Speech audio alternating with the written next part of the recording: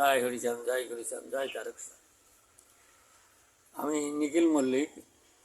ইউটিউবে খুব প্রচার দেখছি এবং তিনি হলেন শরদিন্দু বিশ্বাস। এখন সেই শরদিন্দু বিশ্বাস মশাই তিনি আদৌ মতুয়া কি না সন্দেহ আছে। তথাপি মতুয়া মহল দিয়ে ঘোরাফেরা করে এবং মতুয়াদের নিয়ে বাসন টাসন দিয়ে বেড়ান। ইদানিং ইউটিউবে একটা জিনিস আমি লক্ষ্য করেছি যে উনি বলছেন যে শ্রী শ্রী হরিচাঁদ ঠাকুর তিনি নাকি বলেছিলেন যে তোমরা রাজা হও, তোমাদের রাজা হতে হবে। এখন ওনার কাছে আমার প্রশ্ন, উনি কি নিজের কানে শুনেছিলেন না লোক মুখে শুনেছেন? কোন বইতে উনি পেয়েছেন? সেই বইখানার কথা উনি জনগণকে বলুক। এত বড় একটা ধাপ্পাবাজ, ধাপ্পার কথা বলে যে হরিচাঁদ ঠাকুর নাকি বলে গেছে রাজা হতে। এটা হরিচাঁদ ঠাকুর বলেননি। এই কথাটা যদি বলে থাকেন তিনি হচ্ছেন গুরুচাঁদ ঠাকুর। শ্রী শ্রী হরিচাঁদ ঠাকুরের সুযোগ্য পুত্র শ্রী শ্রী গুরুচাঁদ ঠাকুর, তিনি হয়তো বলতে পারেন।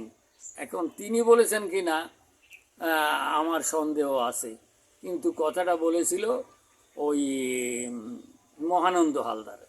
এই মহানন্দ হালদার গুরুচাঁদ চরিত লিখেছিল, যেটা পিয়ার ঠাকুর মশাই বলেছিল যে তুমি আমার ঠাকুরদার মুখ দিয়ে রাজনীতি কথা লিখবে, এবং সেইটাই মহানন্দ হালদার লিখেছিলেন। এবং তাতে লিখেছিলেন যে জাতির নেইকো রাজা সে জাতি নেইকো প্রজা, নেই সে জাতি নয়কো তাজা, যে জাতির নেইকো রাজা সে জাতি নয়কো তাজা। এই কথা মহানন্দ হালদার বাবু লিখেছেন, কিন্তু গুরুচাঁদ ঠাকুর বলেছেন কিনা সন্দেহ আছে। আচ্ছা, এই নিয়ে লাফালাফি করছেন ওরা, এই নিয়ে লাফালাফি করছেন ওরা।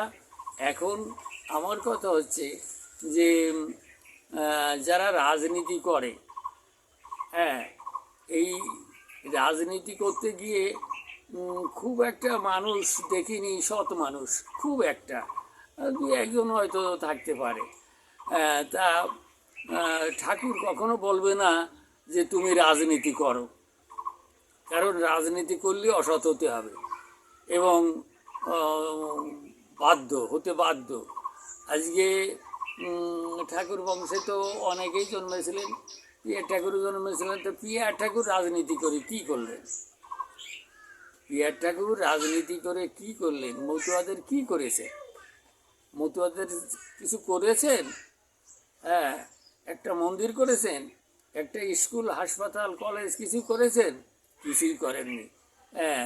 তাই রাজনীতি আমার বড় দুঃখের কথা যে মতুয়া মহাসংঘে তখন মানে উনি সংঘাধিপতি এবং মতুরঞ্জন ঠাকুর, উনি বলছেন কি যে দেখো তোমরা কেউ রাজনীতি যদি করো, মতুয়া মহাসংঘে রাজনীতির কোনো স্থান নাই।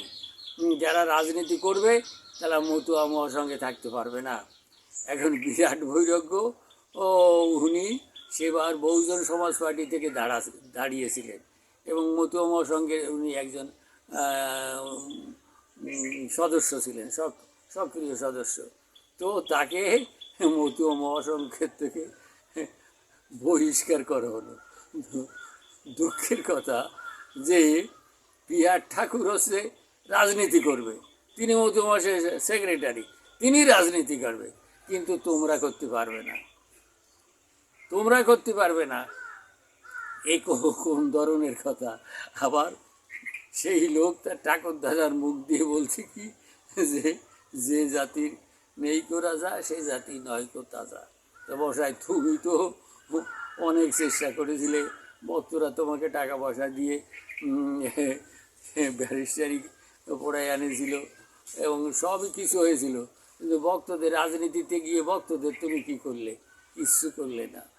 হ্যাঁ, এবং পরবর্তীতে যারা আছে তারাও কিছু করছে না। তা এখন কথা হচ্ছে এর বেশি বলতে গেলে তো আবার তারা গোসা হবে।